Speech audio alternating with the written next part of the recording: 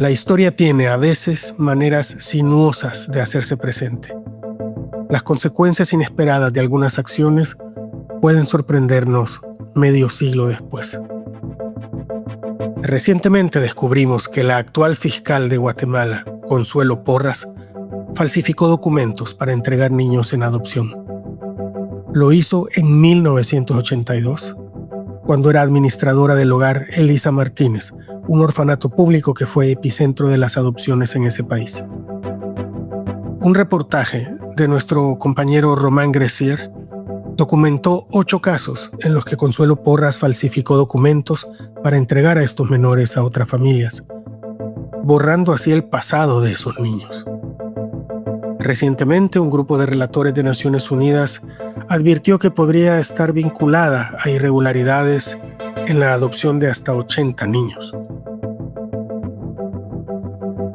Consuelo Porras se ha postulado para un tercer periodo al frente de la Fiscalía, pero esta vez borró de su currículum su pasado laboral al frente del orfanatorio Elisa Martínez.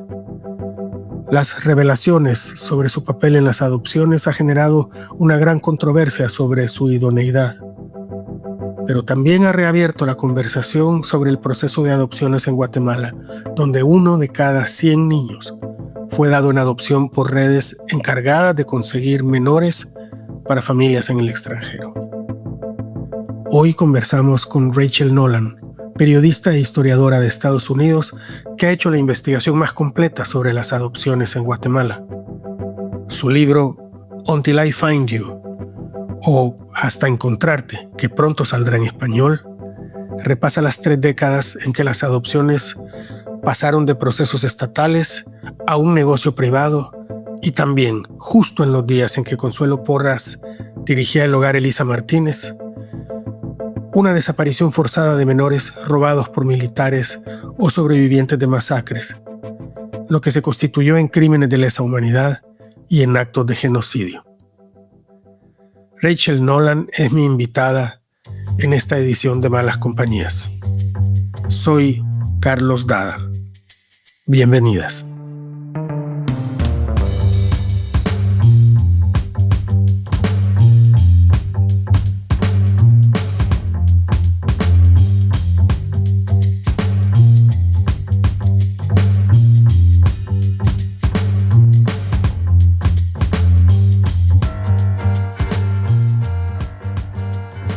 Malas Compañías nació como un espacio de conversaciones con una diversidad de invitadas e invitados, sin más intenciones que satisfacer nuestra curiosidad, la de ustedes y la mía, sobre algunos personajes que enriquecen o transforman nuestra vida pública. Malas Compañías es una celebración de nuestra diversidad de voces y una respuesta a esta incurable manía de seguir expresándonos cuando todo lo que no responde a los discursos oficiales es considerado indeseable.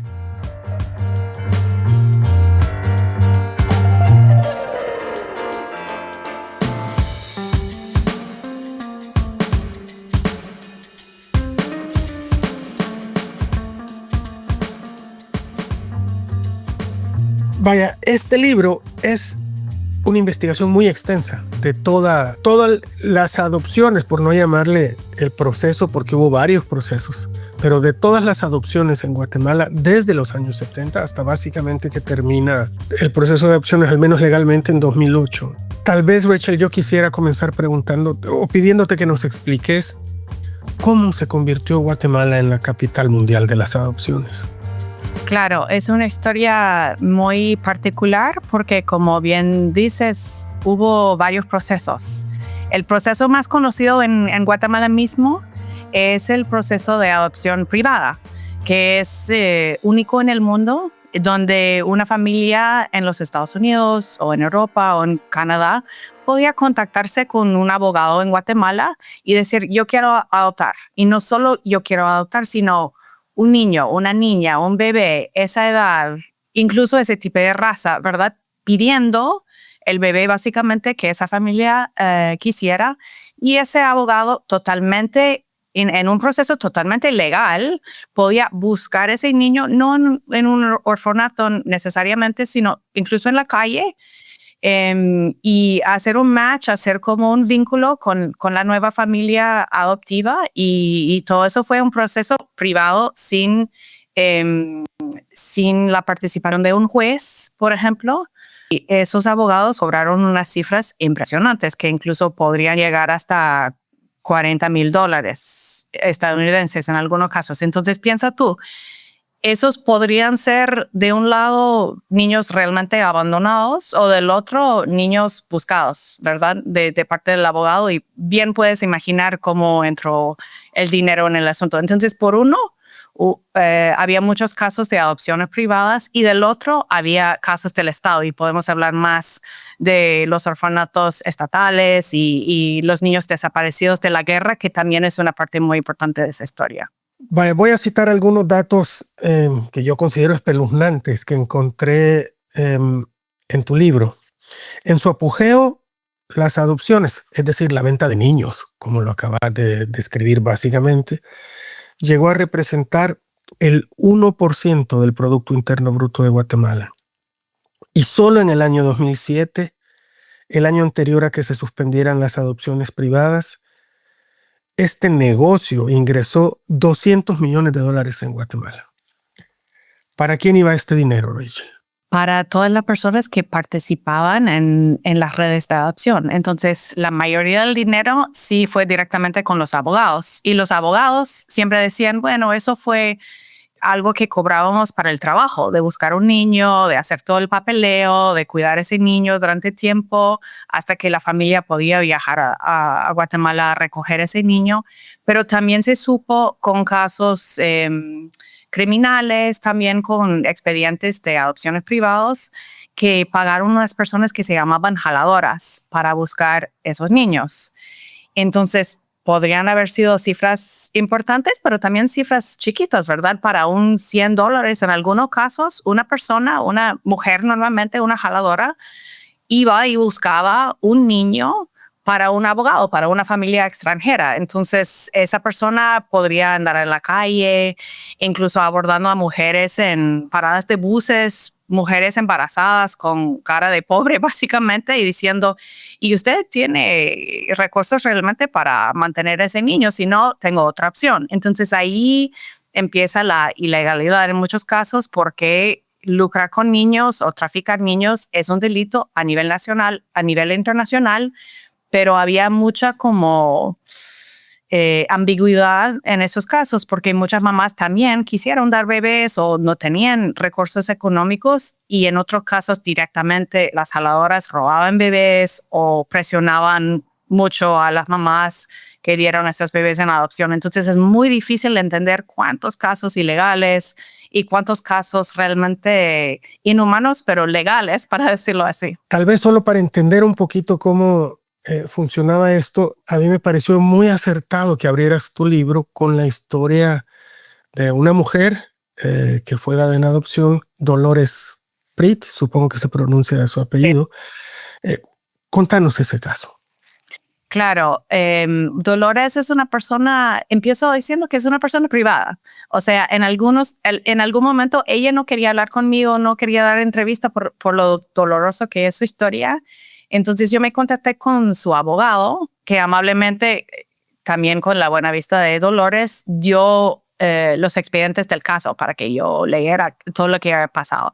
Y sí, es una historia realmente impresionante. Es una persona que fue dada a una familia adoptada en Europa. Dolores, ya con sus años, empezó a tener la duda y querer ir a Guatemala para buscar. Es que ya con los años, Dolores quería regresar a Guatemala a buscar su mamá biológica. Entonces tenía el expediente que tenía toda la información supuestamente verdadera, ¿verdad? El nombre de su mamá biológica, la dirección de esa persona, y Dolores fue a la casa y fue a tocar la puerta. Abrió una señora y dijo, mire, usted está buscando a su mamá. Aquí no vive esa persona, pero nunca ha tenido hijos. Entonces Dolores Prea pensó que qué raro. Y es más, dijo la persona en la puerta, allá a la par, en la otra casa, perdieron una niña. se les robó una niña y esa familia lleva décadas buscando a esa persona, a esa niña. Mejor ve a buscar con ellos. Y Dolores cruza la calle, tocó la otra puerta, abrieron y fue su hermano, o sea, una señora con la misma cara diciendo que sí, efectivamente nos robó una niña y nunca supimos más de ella. Y con pruebas de ADN logró saber la verdad que era la niña de la otra familia y que la persona que aparece en su expediente como su mamá biológica la había robado de los vecinos. Y esa persona se llama Rosario Kolobchim y es la jaladora en el caso, pero aparece en el expediente de adopción como la mamá. ¿Cómo puede ser eso? Es que estaba trabajando con una de esas redes de adopciones privadas con un abogado en la capital y había robado la niña del vecino. Básicamente la había llevado a la capital y vendió a esa niña directamente a un abogado. Esa jaladora ahora está en la cárcel por el crimen y Dolores, dichosamente, si lo puedes decir así, tuvo la suerte de encontrar a su familia porque estaba ahí a la par. Muchos adoptados que han encontrado problemas en sus expedientes, nombres falsificados, detalles que no son, nunca logran saber más del caso porque no son del mismo lugar o no logran hacer más información. Esto es lo curioso o una de las cosas muy valiosas de tu libro, que abrís con el caso de Dolores Pret y a medida que uno lee el libro se va dando cuenta que lo único excepcional de la historia de ella es el final feliz. O sea que no es un caso extraordinario el que hayan robado a una niña para meterla en la red, que al contrario, que al convertirse esto en un negocio, había un incentivo económico para un montón de gente que conformaba esa red para conseguir niños a como diera lugar. Claro, y hay que tener en la mente que Guatemala sigue siendo un país pobre. O sea, cuando hay una incentiva económica tan fuerte, ¿qué va a pasar? Y sí, es excepcional que Dolores ha podido saber la verdad. No sé si diría que es un final feliz, pero sí es excepcional que logró entender, porque muchos adoptados no han tenido esa posibilidad, porque vienen de no sé dónde y la información que hay en su expediente no es una información confiable, para decirlo así. Como el caso con el que cerrás la historia, el caso de este joven que regresa a Guatemala a buscar a su papá y es un poco similar la situación de que el papá no era el papá, solo que este no ha encontrado a su verdadera familia. Sí, y tengo entendido que hasta la fecha no ha encontrado y el papá en el caso de esa persona estaba trabajando otra vez con adopciones privadas. No pudo saber más porque si un documento fue falsificado, ¿cómo vas a entender de dónde vienes? O sea, ADN da una posibilidad. Un miembro de la familia biológica tiene que tomar la prueba de ADN para tener el match, para hacer el conecte. Si no, no hay posibilidad de saber de dónde viene uno. ¿Cómo se fue transformando este sistema de adopciones al privado después con los tiempos de la guerra, que es la parte como central de tu libro? Pero me parece, Rachel, que en tu libro todos los años de adopciones masivas, digamos, o que Guatemala se convirtió en el epicentro de las adopciones a nivel mundial, es también una manera tuya de retratar a un país. Es decir, hay una insistencia en varios lugares del libro en que esto tiene que ver también con clases sociales, que tiene que ver con cómo todo en Guatemala afecta más a unos que a otros. Hablas del terremoto del 76 y hablas cómo también en esto de las adopciones la mayor parte de las madres biológicas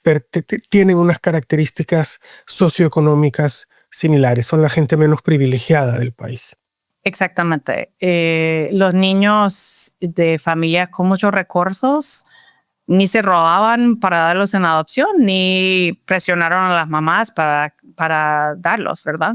Y también si pensamos en los casos de la guerra, los llamados niños de la guerra, fueron niños desaparecidos por el ejército guatemalteco en los años 80 sobre todo, y dados en adopción con nombres falsos. O sea, son historias horribles y como toda la víctima de ese conflicto interno armado, la gran mayoría eran o indígena o pobre o los dos. O sea, no todas las víctimas, pero la mayoría. Entonces, adopciones no son excepciones a esos crímenes de guerra, sino forman parte de.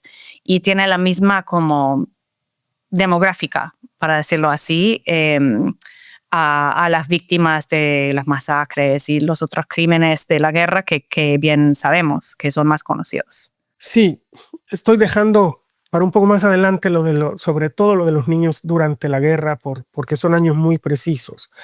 Pero solo para recapitular, todo esto pasa primero por el Estado y el hogar, Elisa Martínez, digamos, como el epicentro o como el lugar donde más se concentraban niños que después iniciaban los procesos de adopción.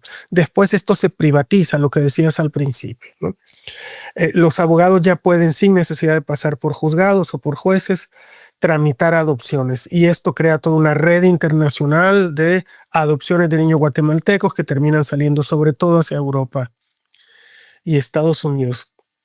Y esto transforma tanto el proceso de adopciones que hay una frase de una abogada en tu libro que a mí me parece que lo ilustra en tan pocas palabras de una manera genial. La voy a parafrasear y no a citarla, que dice: un proceso de adopción es normalmente buscarle una familia a un niño que necesita una familia. Pero el proceso lo que hizo fue hacerlo al revés, ¿no? Buscar un niño a familias que querían tener un niño, ¿no? Entonces convierte al niño básicamente en una mercancía.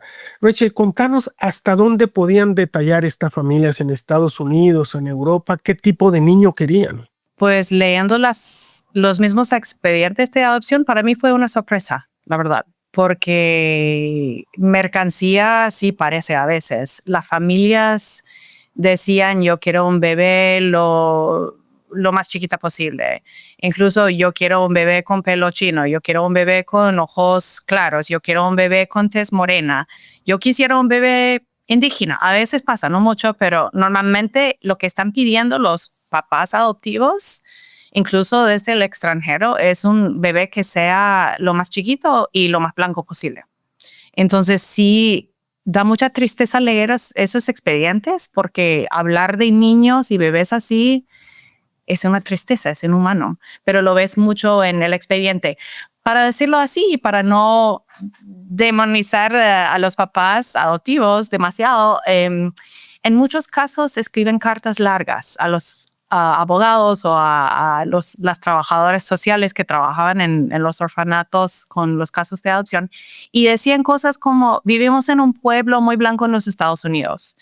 Tenemos la esperanza de que ese niño no se va a sentir feo o malo con los demás. O sea, queremos un bebé que sea más blanco para que se sienta mejor. O sea, yo no sé muy bien cómo leer eso, pero también para decir que es complejo. O sea, en algunos casos, yo recuerdo muy bien un expediente donde los papás adoptivos o la familia que quería adoptar decían: no queremos un bebé de raza negra. Y es porque los abuelos dicen que no lo van a cuidar. Y yo digo: ¿cómo vas a adoptar un niño no blanco en una familia que sabe que es racista?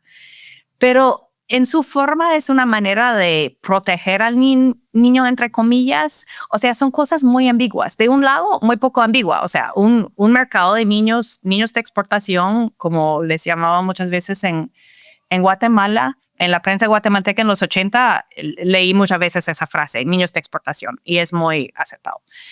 Pero del otro lado, el deseo humano, ¿verdad? De tener un niño, de cuidarlo bien, de tenerlo en una comunidad, no sé, es un poco más ambiguo o difícil de entender que parece al principio. Yo al principio, leyendo los expedientes, fue un shock, y yo estaba juzgando mucho a esas papás. Y ahora también, pero no se trata de eso. Se trata de entender las estructuras, las incentivas. Y si tú dices a un papá adoptivo: yo te puedo buscar el niño que tú quieras, que tú buscas, bueno, esa persona te va a contestar, ¿verdad?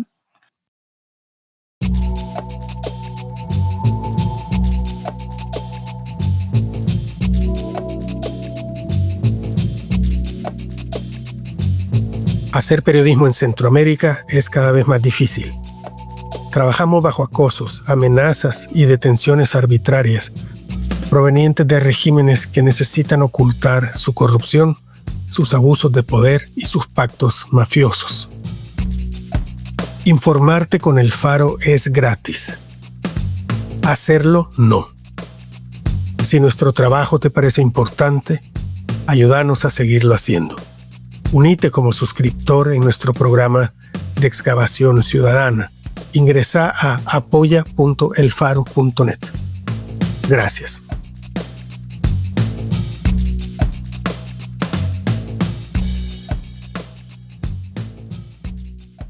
Sí, yo creo que es uno de los méritos de tu libro es que no juzga tanto a las personas, sino que trata de englobar un proceso y utiliza casos específicos más, sobre todo para ilustrar.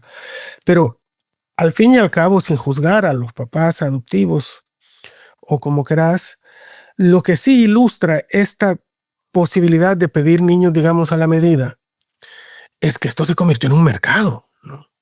Claro, y hay que juzgar eso. O sea, yo lo dejo para el lector, pero tan claro queda que no se puede tener mercado de niños, pero lo hemos tenido no solo en Guatemala, sino en muchos otros países. O sea, es un fenómeno global también.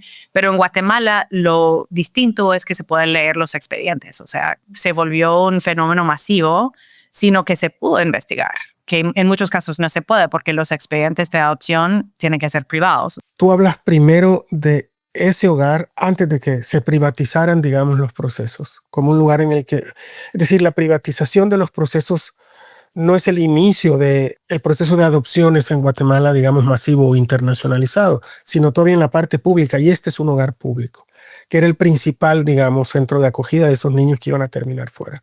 Y después, durante todo el proceso de privatización, ese hogar continúa trabajando aunque ya no tenga la preponderancia que tenía antes. Contanos un poco qué es ese hogar. Claro, el hogar Elisa Martínez fue el orfanato central de la capital. O sea, todos los niños adoptados en casos estatales, para decir, no en ese proceso privado con los abogados, sino con un juez, con un proceso más normal a nivel global, pasaron por ese orfanato. Entonces fueron casi 1,000 casos de niños adoptados nacionales en Guatemala y también internacionales que pasaron por ese proceso.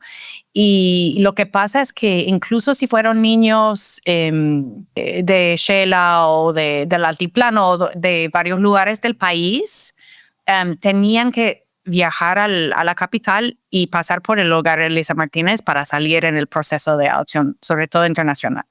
Entonces ese orfanato tenía muchos niños de muchas edades. Tenía un sistema de adopción que empezó en los años 60 con unas familias en Suecia que querían adoptar desde Guatemala. Entonces se contactaron con el orfanato que ya existía y preguntaron cuál es el proceso. Y básicamente las trabajadoras sociales dijeron, bueno, no hay proceso, pero lo vamos a ir inventando para que ustedes puedan adoptar a esas personas. Y así fue. Y ese proceso fue mucho más largo, con mucho más control que el proceso privado.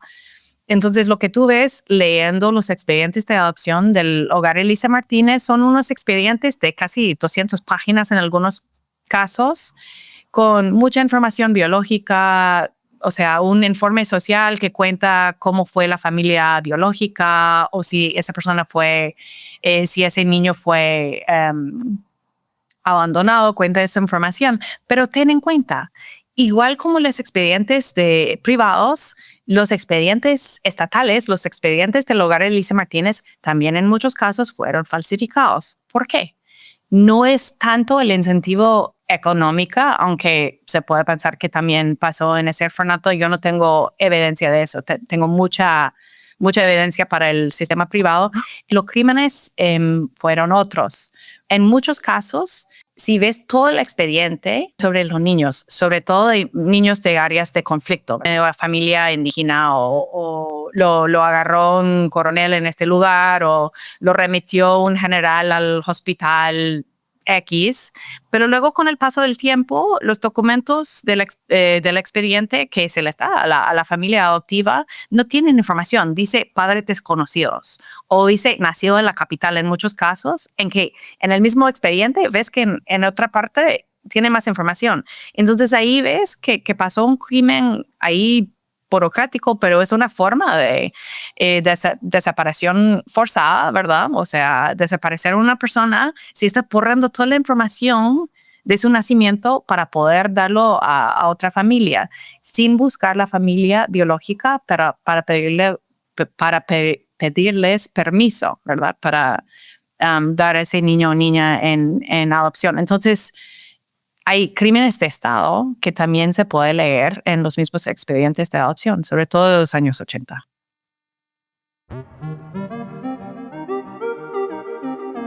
Y sobre todo entre el 81 y el 83, que son las, digamos, las campañas que terminan, las campañas militares que terminan siendo juzgadas en los juicios por genocidio que vienen posteriormente. Y ahí es donde ese hogar vuelve a cobrar, digamos, relevancia. ¿Por qué? Vuelve a cobrar relevancia porque adopciones forzadas forman parte de la definición internacional de genocidio. Entonces, directamente cuando la gente piensa en genocidio, incluso en el caso de Guatemala, piensa en las matanzas. Y es normal, ¿verdad? Que acabar con un grupo étnico, normalmente la técnica es matar a ese grupo, ¿verdad?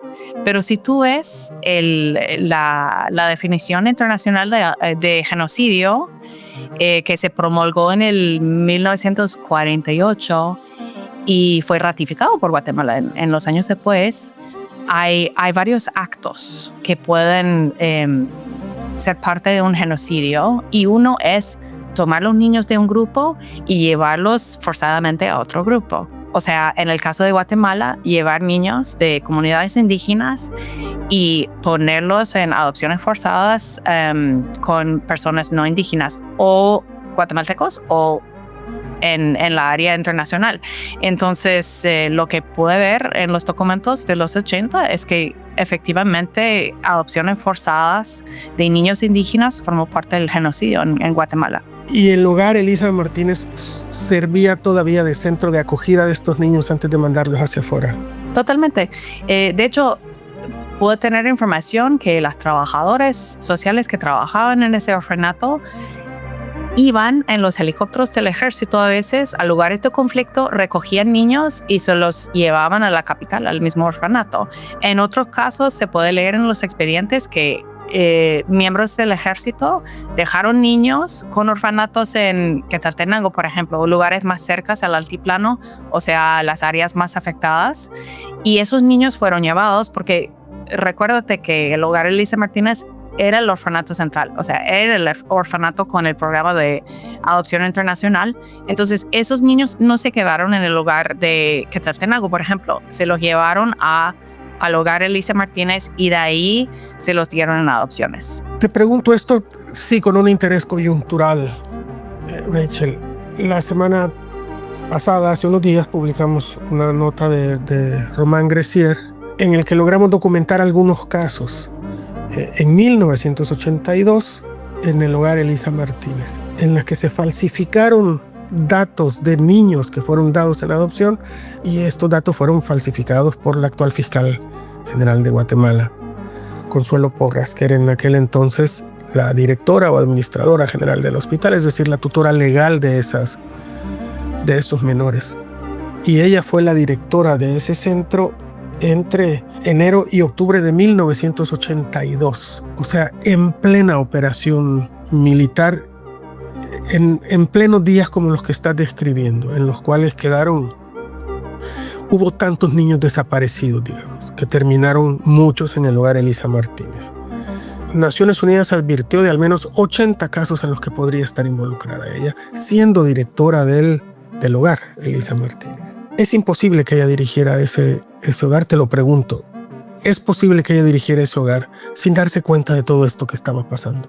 Claro que no. Fue la tutora legal de los niños y en muchos casos de dónde venían los niños estaba escrito en los mismos expedientes de adopción. O sea, en algunos casos no, hay falsificaciones y todo, pero en muchos casos hay mucho detalle. Ese niño vino de Chajul, ese niño vino de, o sea, lugares afectados por el genocidio. Entonces, yo primero les felicito por la investigación, porque es muy importante saber quién estaba en posiciones de poder en esos momentos en que el hogar Elisa Martínez se convirtió en la última parada, ¿verdad? Para niños dados en adopciones ilegales que formaban parte del conflicto interno, que formaban parte del genocidio. Yo te cuento, o sea, salió toda esa noticia y yo buscando en mis viejos apuntes, ¿por qué no me salió su nombre, verdad? Yo empecé esa investigación en 2014 y al principio yo estaba manteniendo un listado de personas responsables, o sea, todas las trabajadoras sociales, todas las personas que estaban involucradas en el hogar Elisa Martínez. Eran tantos y en algún momento dije, bueno, estoy escribiendo un libro de historia, no armando un caso legal, pero tal vez fue un error, porque me hubiera surgido su nombre en ese listado y hubiera llamado al Faro mucho antes, no sé, para hacer la investigación. Pero sí, o sea, efectivamente no veo como ella como directora del hogar Elisa Martínez, no hay posibilidad de no saber lo que está pasando, o sea, no lo veo.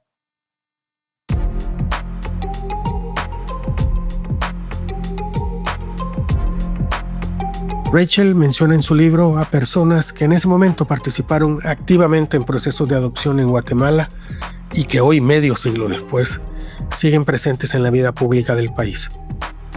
Como el abogado Fernando Linares Beltranena, que procesó adopciones de decenas de niños, que posteriormente ha sido abogado defensor del ex dictador Humberto Mejía Víctoris, acusado por genocidio, del exdiputado Manolito Castillo, involucrado en el asesinato de los 3 diputados salvadoreños al Parlacen. Linares Beltranena también ha sido diputado, lo fue hasta 2023, y en 2024 fue él quien presentó un amparo ante la Corte de Constitucionalidad a favor de la fiscal Consuelo Porras. En los procesos de adopción, en el libro de Rachel, también tuvo un papel prominente Edmond Mulet, investigado por tráfico de personas. Fue presidente del Congreso guatemalteco y candidato a la presidencia de Guatemala recientemente, en las elecciones de 2019 y 2023. Esto fue lo que dijo en una conferencia de prensa. Y están usando el tema de las adopciones. Yo en 1981, a finales de 1981, ayudé a 3 familias que no tenían condiciones de vida digna a los niños para que fueran adoptados y para que esos niños tuvieran educación, tuvieran alimentación, tuvieran cariño, tuvieran un entorno familiar pues adecuado. Y ahora viven pues con sus familias, me imagino que ya son personas adultas, tienen sus propias familias, han sido exitosos y han tenido pues lo necesario para salir adelante en la vida. Y lo único que tienen es revivir esa acusación falsa de hace 42 años. Algo que no tiene nada ni de ilegal ni de misterioso. O sea, yo no hice nada ilegal. Se comprobó en aquella época. Yo nunca vendí niños, como dicen que yo andaba vendiendo niños o que traficaba con niños. Pero hay otros actores en la vida pública guatemalteca que tuvieron también relación con los procesos de adopciones. Por ejemplo, la fiscal Consuelo Porras o el ejército guatemalteco, que después cerró filas contra la CICIG tras el juicio al exdictador Efraín Ríos Montt. Es que no sé si estoy uniendo puntos donde no los hay, y por eso te pongo esto sobre la mesa solo para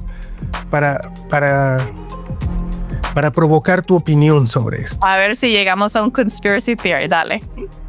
O sea, más que un conspiracy theory, un escenario en el que algunas fuerzas en Guatemala presentes en aquel entonces durante los procesos de adopción siguen muy vivas ahora. Es decir, yo leo tu libro y empiezo a ver tanta gente que ha tenido un perfil público relevante en los últimos años. El abogado Fernando Linares Beltranena, ¿no? El abogado Edmundo Mulet, que fue candidato a la presidencia y que eran ambos abogados que procesaron decenas de adopciones, si no cientos de adopciones, ¿no? Edmundo Mulet incluso juzgado por esto. La fiscal Consuelo Porras, ¿no? El ejército guatemalteco. O sea, empiezo a ver que lo que en Guatemala llaman ahora el pacto de corruptos ya estaba presente en los procesos de adopciones en Guatemala. Sí. Sí, si pensamos cómo fue que se abrió el proceso privado en absoluto, te das cuenta que los mismos abogados estaban presionando por esa ley, porque ya sabían que podían lucrar con niños. O sea, en los años, en el 76, después del terremoto, el grupo de abogados se fueron al Congreso, presionaron para esa ley y pasó sin más. Y después de eso, por muchas décadas, un grupito de abogados podían ganar mucha plata con ese negocio, ¿verdad? Y yo me pregunté siempre, ¿por qué me están hablando? O sea, porque investigar a las adopciones estatales, puedes ir y pedir acceso a los expedientes de adopción bajo de la ley de acceso público a la información. Y a veces te dan, a veces no te dan, pero hay un proceso, ¿verdad? No es así con los casos privados. ¿Cómo vas a investigar eso? Yo fui a entrevistar a los abogados y casi todos me hablaron y yo dije, ¿por qué? O sea, ya es un tema bastante escabroso en Guatemala. Mucha gente sabe de lo de los niños robados. Si no saben de lo de los niños de la guerra, eso se habla mucho menos y eso es otro tema.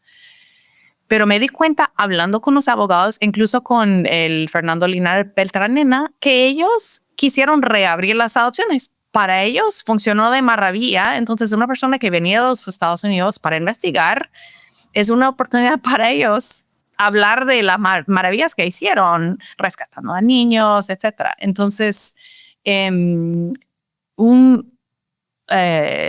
algo que distingue el acto de corruptos en Guatemala es la impunidad, ¿verdad? Entonces, bien, podrías decir que las mismas personas que estaban involucradas en adopciones gozan de posiciones de mucho poder en Guatemala todavía, hasta el punto de querer reabrir adopciones, porque si no pasó nada, pues no pasó nada. Por eso es tan importante investigar todo lo que pasó y todas las personas que estaban involucrados. Algunos sí se fueron a la cárcel. Hay el caso famoso de Susana Luarca, que es una abogada de adopciones que sí se fue a la cárcel, la fui a visitar allá. Pero en muchos casos no hubo repercusiones para actos criminales. Y en otros casos, hay que decirlo, la misma ley era tan permisiva que personas como Fernando Linares Beltranena no tenían que hacer ningún crimen para tener un negocio floreciente de niños. Y en otros casos, como el de Edmond Mulé, sí fue investigado por crímenes, directamente por tráfico de niños. Entonces depende mucho del caso, si quebró la ley o no, pero hay una impunidad generalizada, sí, que encubre los casos de tráfico de niños también. Y es justo por eso llevo lo de Consuelo Porras. No sé qué estará cambiando en Guatemala como para que la fiscal que se presentó anteriormente como candidata a la fiscalía, incluyendo en su currículum que había dirigido el hogar Elisa Martínez, ahora lo haya borrado de su currículum, ahora lo haya desaparecido. ¿Por qué, Rachel? ¿Hay más información sobre esto? ¿Por qué antes no le era perjudicial y ahora puede considerar que le perjudica? Eso es un dato muy importante, muy interesante de la investigación de ustedes. Si no haya hecho nada mal, ¿para qué sacar ese trabajo de su currículum? O sea, no hay problema, ¿verdad? Yo creo que se está investigando más. El ya no tan nuevo presidente de Guatemala, Bernardo Arévalo, tiene otra idea. O sea, él públicamente ha señalado que el gobierno de Guatemala cometió crímenes contra los adoptados. O sea, él está abierto a una investigación, al parecer. O sea, por lo menos no forma parte de ese pacto de corruptos.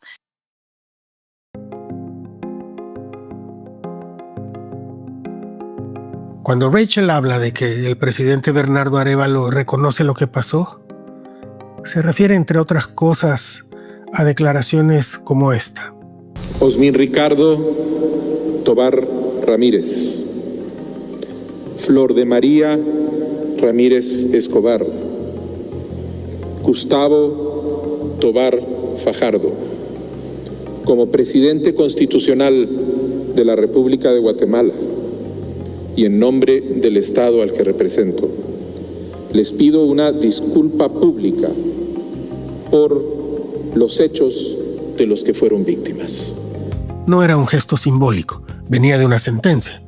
En 2018, la Corte Interamericana de Derechos Humanos condenó al Estado guatemalteco por separar a Osmin Tobar y a su hermano menor de su familia y de entregarlos en adopción a familias en Estados Unidos. La historia comienza en 1997, cuando la madre Flor de María salió de su casa y dejó a sus hijos al cuidado de una vecina. Personal de la Procuraduría General de Guatemala, acompañados por policías, ingresaron a la vivienda y se llevaron a los niños por una supuesta denuncia de abandono que nunca se comprobó. Aunque Flor de María presentó varios recursos legales buscando a sus hijos, los niños terminaron dentro de programas de adopción gestionados por agencias internacionales en coordinación con abogados guatemaltecos. Ese fue el mecanismo investigado años después por la Comisión Internacional contra la Impunidad en Guatemala, la CICIG, que lo llamó lavado de niños. Varios años después, solo Osmin quiso reencontrarse con su familia. Estas son sus palabras el día en que el Estado guatemalteco, en palabras del presidente Bernardo Arévalo, le pidió perdón, casi 30 años después. Estoy aquí hoy para reclamar mi voz, apoyar a mis compañeros sobrevivientes y decir la verdad con esperanza que nunca se vuelve a repetir. Y hay más adoptados que se han organizado queriendo saber más de su pasado, que han organizado redes, que están regresando a Guatemala a tratar de encontrar sus raíces. Piensa tú la edad. O sea, si fuiste adoptado en los 80, ahora vas a tener que 40 años. Muchas adopciones fueron tramitadas en los 90 e incluso en los años 2000 a 2007. Entonces piensa tú la edad de esas personas. Una persona ya adulta quiere saber en muchos casos. Y entonces hasta ahora no han regresado tantos. En los 90 no iba a haber una investigación porque seguía la cosa y los niños tenían que 10 años, no van a investigar. Ahora con 30, con 40, incluso si el adoptado no quiere llegar a Guatemala, no quiere viajar a su país natal, puede contratar a una persona a la distancia, maravillas del internet, pagar a esa persona y que esa persona vaya a la tienda a preguntar, vaya a la familia a preguntar, vaya a la casa a preguntar quién vive aquí, estoy buscando a esa persona y en secreto darle un sobre diciendo efectivamente el hijo que diste en adopción te está buscando. ¿Y qué pasa cuando esa persona no dio a nadie o no estaba de acuerdo, o no sabía, etc.? Entonces todo eso está pasando ahora por la razón también de la edad de los adoptados. Saqué una frase que tú escribiste en tu libro que me parece tremenda. Las desapariciones forzadas de niños mayas como parte del genocidio fueron el capítulo más oscuro de la historia de adopciones en Guatemala. Es que por eso hago referencia a que es la parte central de tu libro, porque cuando uno ya viene en shock de todos los procesos de adopciones privadas, se topa con la guerra, con los militares arrasando aldeas, con los militares llevándose niños, y que son historias que a lo mejor ya habíamos leído, que a lo mejor habíamos reporteado uno que otro caso, pero verlo tan claro en el rompecabezas del proceso de adopciones termina resumido en esta frase tuya. Yo sé que esto no necesita explicación, Rachel, pero comentanos esta frase tuya. Yo recuerdo leer en un expediente de adopción una familia estadounidense que no tenía esa información. O sea, ellos pensaron que iban a adoptar a un niño del orfanato estatal, justamente el Hogar Elisa Martínez, y estaban tan emocionados, estaban aprendiendo español todos. Y eso lo dicen en una carta al orfanato. El caso, si les bien el expediente, es que ese niño no hablaba español. Era un niño maya que hablaba idioma maya en su casa e incluso en el orfanato estaba aprendiendo español, pero se sentía muy mal, claro. Imagínate un niño chiquito que de repente está en otro ámbito y todo el mundo está hablando español. Entonces eso me decía todo de la falta de información del lado gringo, para decirlo así, y del mismo genocidio que a veces procedía no solo en matanzas, sino en robar niños y llevarlos a otro entorno. Para entender de dónde nace esta investigación, ¿cómo llegaste a Guatemala? Vos sos una periodista de los Estados Unidos, del norte de Estados Unidos. ¿Cómo llegas a Guatemala? ando perdida como cualquier periodista. No, es que estaba haciendo un doctorado en historia y yo pensé que iba a escribir sobre México porque había ido a México, pero me estaba llamando mucho la historia. Me estaba llamando mucho la atención la historia de Guatemala. Empecé a leer el libro de Paco Goldman, Who Killed the Bishop. Lo leí en inglés porque en esa época no hablaba muy bien el español. Salió en español y en inglés ese libro y dije, ¿qué es eso? ¿Una comisión de verdad? Y luego el día siguiente o 2 días siguientes matan al arzobispado de Guatemala. ¿Qué es eso? O sea, y de ahí siento que entré un poco en el laberinto de historia de Guatemala. Y me di cuenta como persona norteamericana que esa historia nos toca mucho a nosotras, ¿verdad? Empezando con la CIA en el 54 y terminando con las familias norteamericanas que recibían muchos niños. O sea, eso también es una manera de contar la historia de los Estados Unidos, para decirlo así, desde otra perspectiva, desde la perspectiva guatemalteca.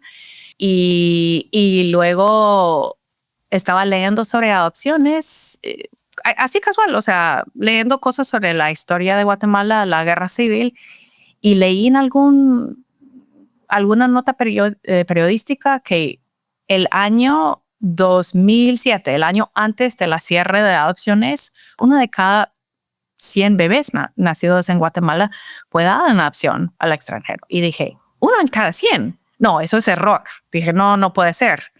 Pero leyendo más dije, bueno, seguro hay una investigación muy buena sobre todo eso. Y fui a la biblioteca, voy a buscar y no, por la misma inaccesibilidad de los expedientes de adopción y por muchas otras razones. Entonces yo tenía en la mente hacer una investigación sobre adopciones en Guatemala, pero también en El Salvador. Eso fue mi idea para el libro. Fui a Guatemala, tuve acceso a los expedientes de adopción estatales y empecé a hacer entrevistas con los abogados. Fui también a San Salvador a preguntar con una ONG que se llama ProBúsqueda, que ayuda a las personas que están buscando sus familias biológicas. Ustedes en El Faro sabrán eso, han escrito sobre eso. ProBúsqueda es el grupo que ayuda a los adoptados a buscar a sus familias biológicas. También en Guatemala hay ese grupo liderado por Marco Antonio Garavito, que hace un trabajo maravilloso justamente con los niños de la guerra, pero con muchos otros más adoptados también. Fui a ProBúsqueda en San Salvador, pregunté si acaso puedo leer los expedientes de adopción y me dijeron que no, que por cuestiones de privacidad están cerrados a investigadores. Y eso lo entiendo muy bien. Y ahora en libros sobre adopciones de El Salvador, de Elizabeth Barnett, que es muy bueno, que ha trabajado en el proceso, pero yo no pude escribir el libro que quise porque no había información del Salvador, justamente. Y la cosa no era tan masiva en El Salvador como en Guatemala. La parte privada, para decirlo así, era mucho más chiquito.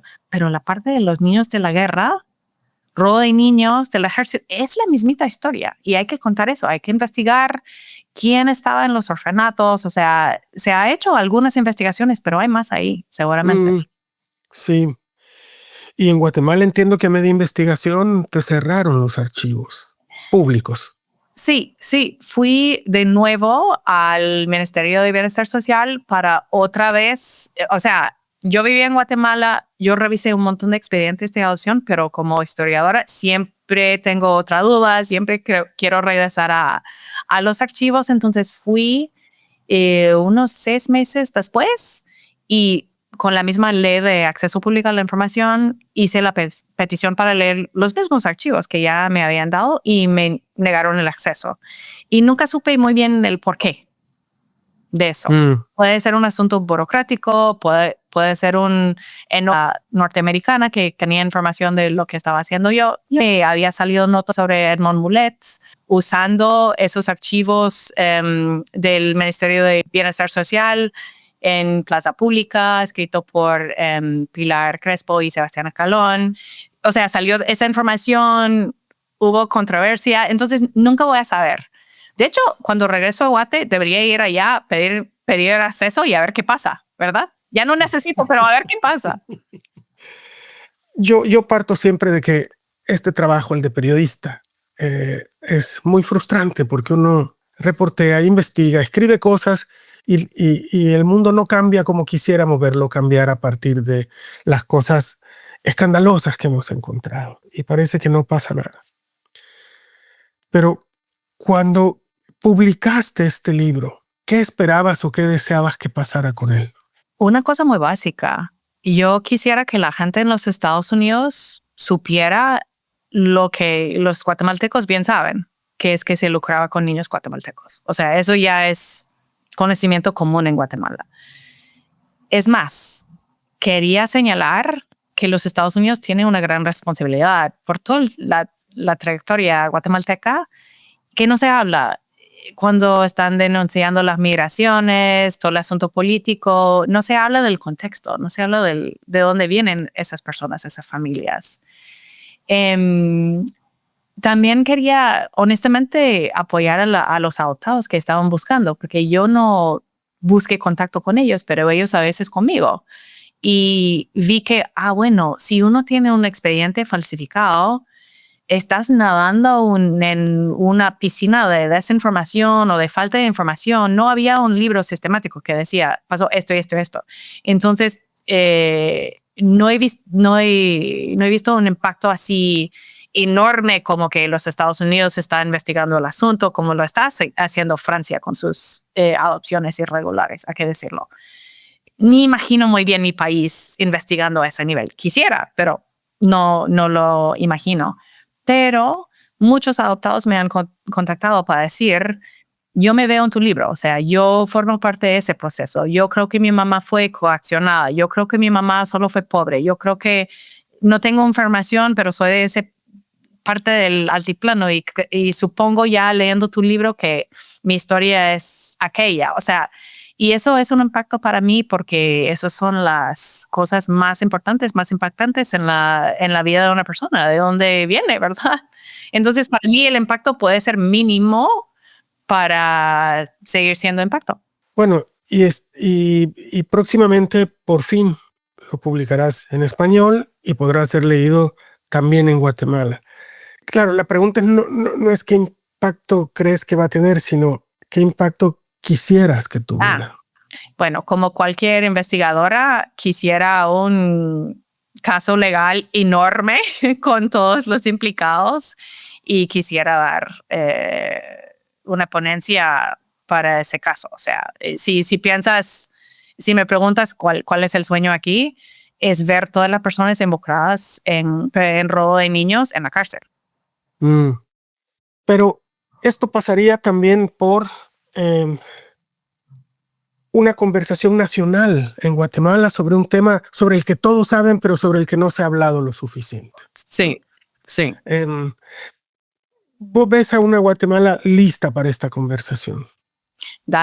Carlos, me estás dando mejor respuesta que la mía. O sea, lo ideal sería no solo la justicia, sino una conversación, una verdadera comprensión de todo lo que pasó durante la guerra y después con el tráfico de niños. Si Guatemala está lista para esa conversación, yo como extranjera no voy a decir. Si me invitan a esa conversación, yo con mucho gusto llego con mis archivos. Gracias, Rachel.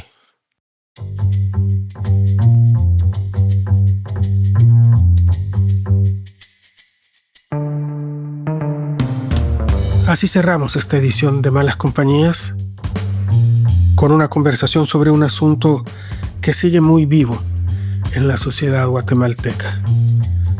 Agradezco a mi invitada Rachel Nolan y a ustedes por la atención prestada a esta emisión.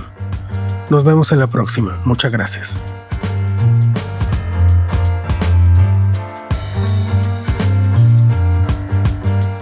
Escucha y suscríbete a El Faro Audio en Spotify, Apple Podcasts o iHeartRadio. En la descripción de este episodio encuentras los enlaces a nuestras redes sociales. Malas Compañías es producido por Gabriela Cáceres. La producción de sonido y música es de Omnium. Soy Carlos Dada.